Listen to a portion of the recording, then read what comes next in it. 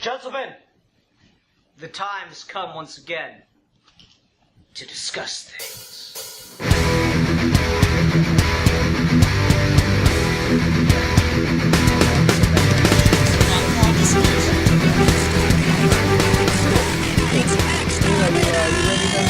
I am ready!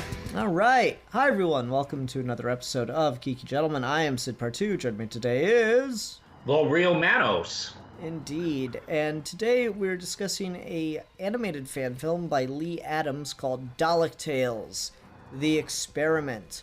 And oddly enough, this is the second fan film by Lee Adams that has been discussed on the show, though Manos was not in that episode. So Lee did this Dalek fan film called Dalek Tales, and it was called Dalek the Dalek That Time Forgot, and it was really interesting as a Doctor Who fan because it managed to take all these Dalek-centric episodes, tie them all together, and give like a really cool continuity fix for the series. But that also made it just really complicated to watch if you didn't know all the continuity of Doctor Who, or if you're like me and you've kind of forgotten it over time. And so I remember talking about that in the review of The Dalek That Time Forgot, and Lee watched the episode and he commented and he's like, yeah, well, next time I'm working on something else now that'll hopefully be a lot more, newer person or less familiar person friendly. So, Manos, I don't know how much you've kept up with Doctor Who continuity and such, but just watching this, did you feel like super lost on anything? Yes. Really? Yeah, I did. And I'm a casual Doctor Who fan. I'll remember some stuff.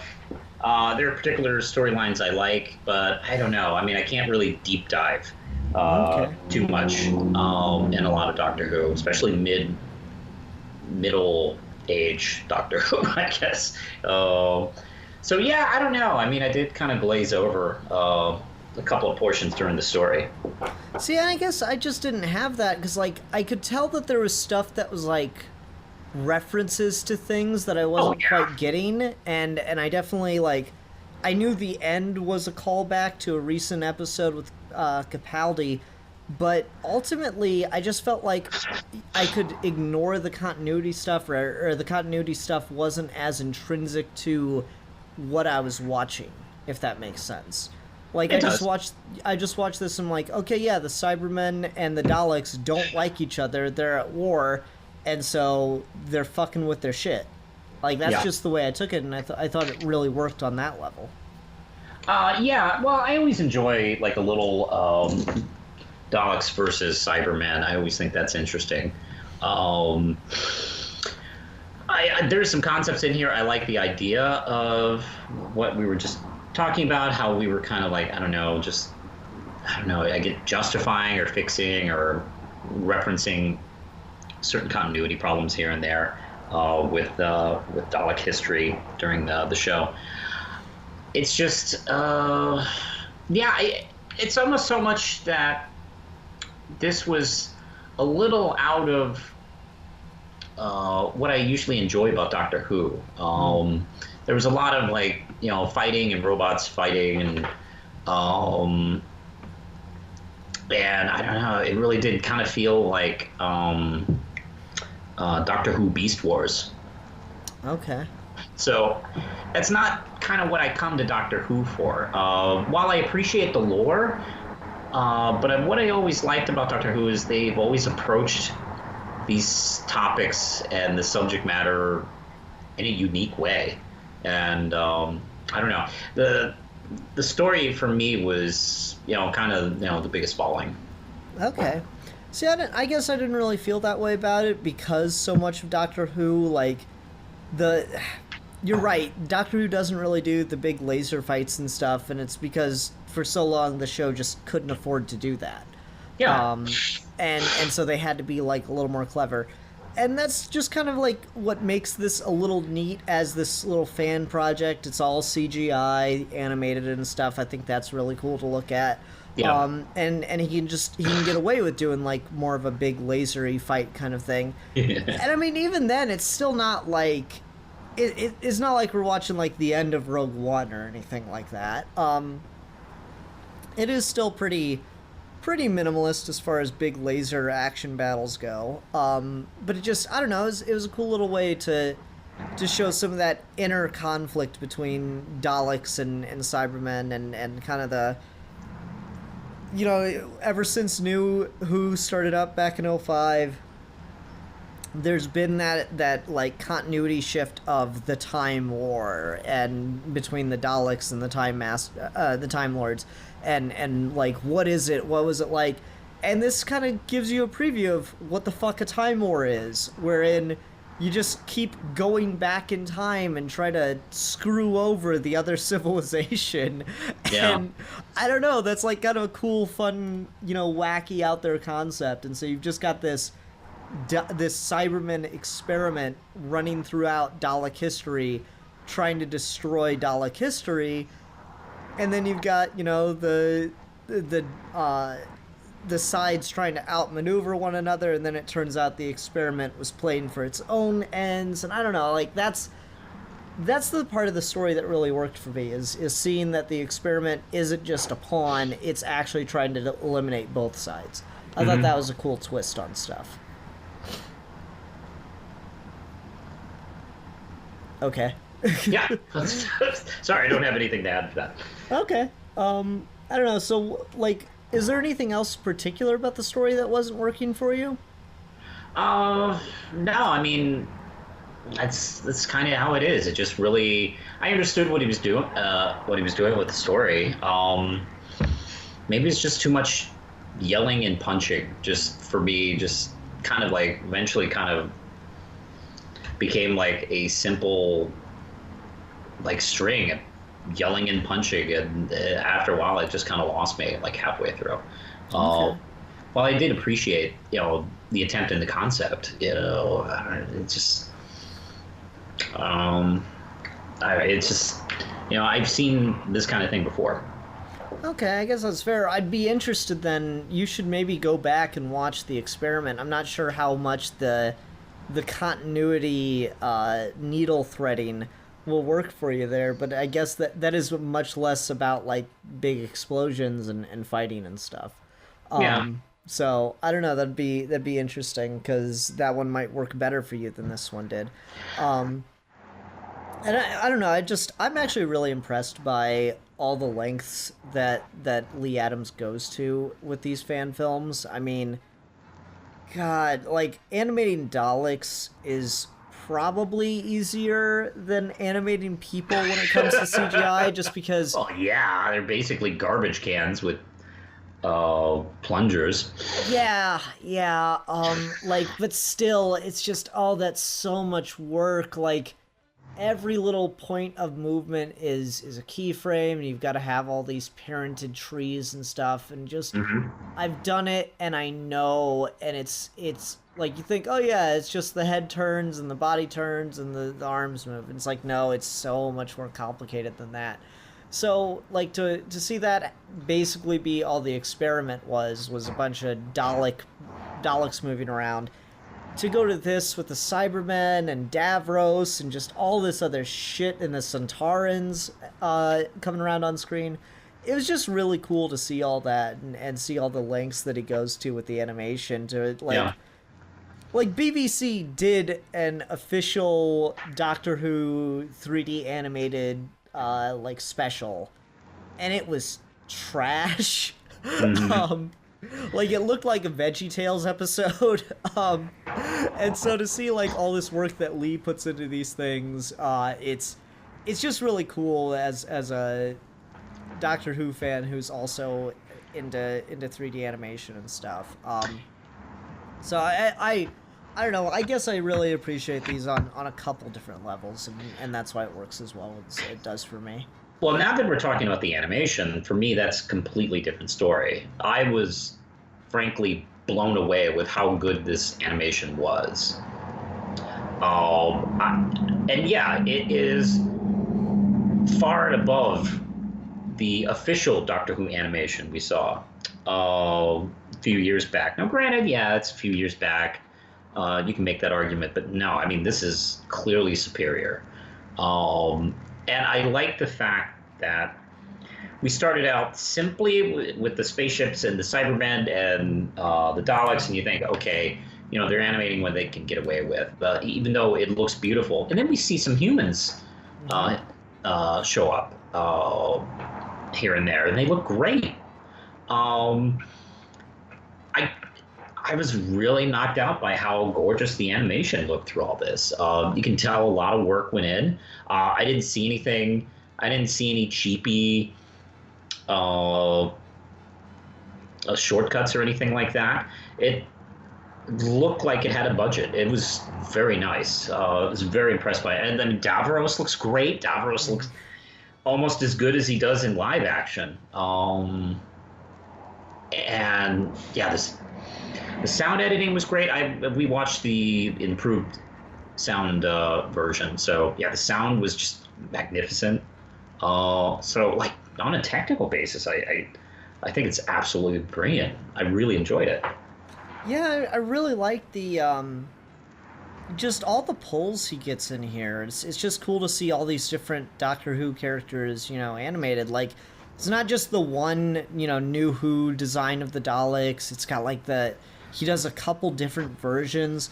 The blue Dalek with like the Saturn-y kind of rings to him or whatever. Yeah, that was cool. I don't think that's an official design I've seen anywhere else. I think he just made that, and it looked really neat. Again, I like seeing the Centaurans. Seeing the Ice Warrior was pretty cool as well. Just to see all these, and you can't help but wonder if he's just creating those models not only for this story but for like future stuff that he wants to do, because clearly he's doing this. This was like I want to say like a 2 to 3 year project for him, based on the trailers he started releasing. Which means this basically came right off the heels of when he finished Dalek Tales, the Dalek That Time Forgot. Yeah. So I imagine he probably just likes or enjoys doing this in his spare time, and if so, that's great, because it's just really cool to see all this come together, and I'd love to see more that does stuff with the other Doctor Who, bad guys. It's just really cool. It'd be great to see, and maybe he's going to continue with the Dalek Tales thing, or maybe he's going to have it spin off and go off onto its own thing, and just like, here's a Centauran versus Cybermen story, or here's Centaurans fighting an Ice Warrior or some shit like that. That could be cool. Well, this felt like it was leading off into another chapter. From what Davros was talking about at the end. Actually, that was the one continuity thing I really understood, because I want to say it's in Capaldi's last season as the Doctor. There's an episode where Davros is in that kind of snake tubey thing that we see him at the end, and he has the Doctor brought to him because Davros is dying, and he wants a final moment with the Doctor. Okay, I didn't see much of the Capaldi era, especially the second half. You're not missing much. That's what I keep hearing. That's why I haven't really ventured into it. Yeah, but so that was one I definitely understood, but I mean, yeah, he could still go other places with this. I thought the one thing, it's cool to see all the different, monster designs in Doctor Who animated. One thing that I really do want to give a lot of props for, the Cyberman Dalek is a fucking wicked awesome design. Yeah. And as far as I know, that's never been in anything. I was wondering that, because, I haven't seen everything, but as far as I can tell, I've never come across a merger of the two. That design was gorgeous. The concept was really cool. It's one of those why haven't they done that before kind of ideas. And also, the build-up and introduction, I think, was fantastic. Yes, where he's in the dark. In the shadow, yeah. Yeah, when he's in the dark and it lightens up. It really, really sold me on the character when I saw that. Yeah, I mean, I thought that was just the coolest look to the thing. It's just, it is like very 90s, like, okay, now where's the toy, right? But like the thing I really like about it is it's a very careful study and combination of character design, because it doesn't look like a Cyberman with a Dalek's head, and also doesn't look like a Dalek but silver or anything like that. It really does look like a proper combination of what makes a Cyberman, what makes a Dalek, and now it's just big. And I would buy that toy. That would look good on the shelf. I mean, like, I hope this, like, the Dalek That Time Forgot got reasonably popular. A lot of people have talked about it, I've heard. And so it'd be kind of neat if this took off as well and someone started making some custom figures. I might have to keep an eye out for that, because that'd be pretty neat. Yeah. It's basically a Hulkbuster Dalek. I like it. I guess that's where you could go to make the toy from, huh? Just get some people who Hulkbusters. can do things creatively. Just want to throw that out there. Check out Etsy right now. Yeah. So I don't know. I thought that was really cool. And there's just like a lot to this that I really, really liked. So I'll admit that the story for me probably isn't the best part of it, though I did really enjoy it.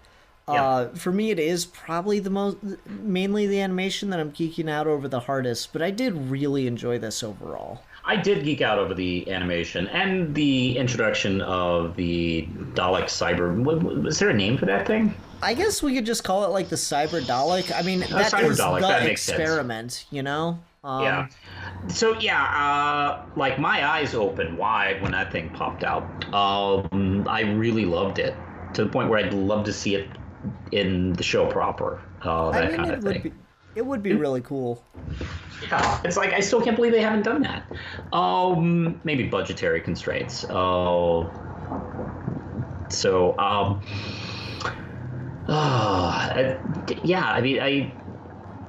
I mean, I think the story for me it was the thing that I found just to be the weakest part. But oh my god, this animation is amazing, and I really appreciate the fact that he tried to do the story that he was telling. Like, I really appreciate that. I like that kind of stuff where you sew up continuity with your own story. That's really cool. It's just, for me, it's just, I don't know, the way he went about it just didn't go for me. Just didn't do it for me. I mean, I think that's fair. With Doctor Who, continuity is always such like a hard-ass bag to fill because of the time travel. Like, I made a joke years ago. It's like, okay, nerd goes to hell, begs the devil to let him out. Devil says, okay, just do this one thing for me. What's that? Organize these Doctor Who comics. Oh, that's easy. By continuity. No! Like, that's exactly what it'd be like, because Doctor Who continuity is just... It's so messy because it is. It's been on time for so travel. long. Time travel ruins everything. It does. Star Trek, X-Men, DC, everything. Yeah. So like it's so messy that you kind of need stuff like this, and honestly, that's kind of like what made Stephen Moffat kind of so cool at the beginning, because he was just this Doctor Who fan who spent time on forums talking about like continuity fixes and shit, and then he got in charge of the show and he just did it. Yeah, that's awesome. Yeah, it was awesome for a while. Then it got old real quick. Yeah. Yeah. But no, like, so that stuff kind of works and it kind of doesn't. Just to your taste, obviously. One thing that I was really impressed by, though, with the story, and I talked about it a little bit, but I wanted to get more into it, is the twist at the end, because you gotta remember that we watched a completed compilation of this, but these were, of course, released in episodes as he was going. And so, like, there's kind of this, there's the mystery of what the experiment is, then we get the reveal of the experiment, then there's the mystery of what is its mission, then we get the reveal of the mission, And then Davros introduces a new side of things, like a new twist that, oh, the experiments got more loyalty to the Daleks than the Cybermen realize. And so it looks like, the Cybermen are going to get screwed over and betrayed. And then I really, really respected the decision that it wasn't that.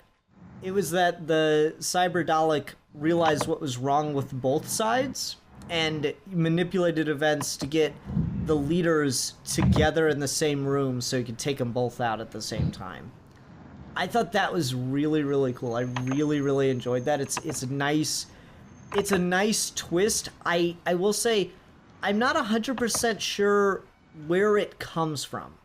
Like, we set up with the Davros thing that Davros is going to actually be the one to kind of screw over the Cybermen.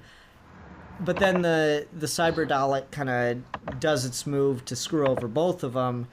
And I'm just like, I buy this Davros thing more than I necessarily do the Cyber Dalek twist, but I like the Cyber Dalek twist more.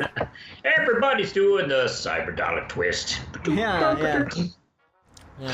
I don't know, like, did you think that the you agree with me that turn is cool, but do you think that the story justifies it? Yes. Okay. Yeah, I guess. Okay, I just don't feel like I saw any of the groundwork for it, I guess. Oh, yeah, that's a good point. Okay, I'm gonna go with no. Sorry, it's just like, he comes in and he's like, oh, both sides are evil, and I'm like, yeah, you're right, but, like, how did you learn that? Because before you were a Dalek, then you're a Cyberman, and did you just realize, oh, we both suck? Like, that's the part that I didn't quite get, even though I really like the idea behind it, Yeah, thanks, random guy on Facebook. Ooh, both sides. Yeah, right. So, I don't know, maybe it did kind of come out of nowhere now that I think about it. I don't know. Maybe a little more, maybe if a tiny bit had been worked on to develop that idea, or to develop that build-up. Mm-hmm. Like, I don't think you need much. Not much. And not it's much possibly I missed something, and I just didn't quite catch it. Like, I don't know, maybe the scene with Centaurans has more significance than I'm giving it credit for, besides just being a cool thing. I'm really not sure. Yeah, the animation of that scene was really nice.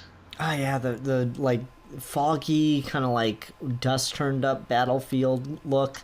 That's really cool. Yeah, it's really just gorgeous. Every frame of this video was just beautiful. Yeah, I agree. I did really, really enjoy this overall, even if I think it's got its weak points. Mm-hmm. It's just really cool to see someone kind of going at this and doing something just really, really neat. Like, honestly, I'm a little surprised that BBC hasn't tried to, adopt this or something. It just, like, they really should just pay the man and let him... They should bring him in on the next animation project. I mean, I've seen so much bad British animation. Mm-hmm. It's like, okay, you obviously don't know what you're doing, British people. Hire this guy.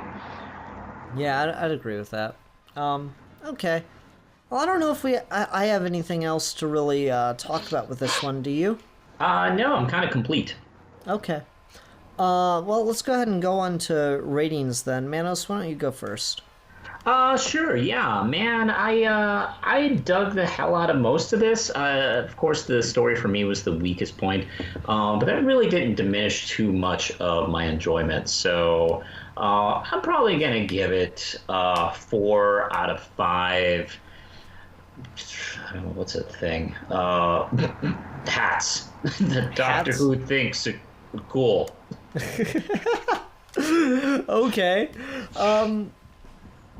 Yeah, for me, I'm pretty much right on the same page with you. I think this is really well done overall, even if parts of it are maybe a little off. So yeah, I'm gonna also go with a 4 out of 5. Centaurans. Yeah. Yeah, you heard it. Yeah. Centaurans. Centaurans rule. Man, I really wish Doctor Who would bring the Centaurans back for an episode. They've been kind of a joke ever since. Like, they got one good episode where they're the main villains, where they tried to take over the world with GPS, and then they never got reused as a proper villain. They're more just a joke and, like, kind of there when all the villains were there. They were kind of funny. Yeah, I mean, they are potato people. I never get tired of aliens talking like that. Ever. Yeah? I really enjoy that.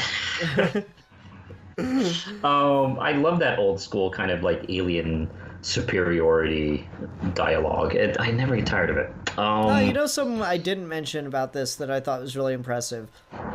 It's Lee Adams doing the voices for everybody in this fan film. Yeah, that's right. And thank you for bringing that up, because I was really surprised by that in the credits. Like, all those guys were just one fucking dude. Mm-hmm. That's amazing, because like, it's one thing when it's the Daleks and the Cybermen, because it's basically the same voice effect, but, like, you got the Davros, you got the Ice Warrior, you got, like, that mercenary guy, all the Centaurans. Yeah, I have a really good ear for voice acting, and I did not connect all of them being one dude. Yeah, thank you for bringing that up, because that impressed me when I sat down and watched it. Because, yeah, maybe I have to go back and watch it another time, but yeah, all the tones were like enough different where I thought they were different actors, or at least I thought maybe there was probably, I don't know, 3 actors working on this. So I was really impressed. I mean, not only did he write this intricate script and did this incredible animation, but I mean the voice acting. I mean, it's really impressive. Mm-hmm. I totally agree. I really enjoyed this. Okay.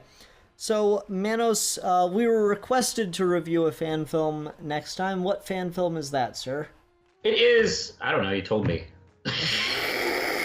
Why are you asking me? You're the one who's doing it.